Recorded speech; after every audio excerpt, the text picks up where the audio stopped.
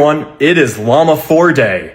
Our goal is to build the world's leading AI, open source it, and make it universally accessible so that everyone in the world benefits. All right, hey guys, I've got our last big AI update of the year.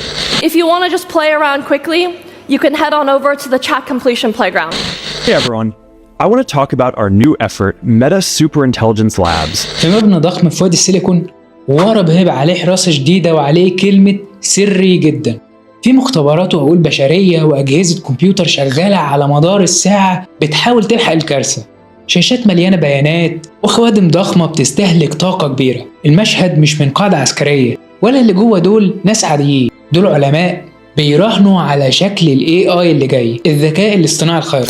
هدف مش بس هيغير مستقبل التكنولوجيا، ده هيعيد كتابته تماما السنين الجاية. الموضوع بدأ في بداية 2025 لما قرر 2 من أكبر عمالقة التكنولوجيا في العالم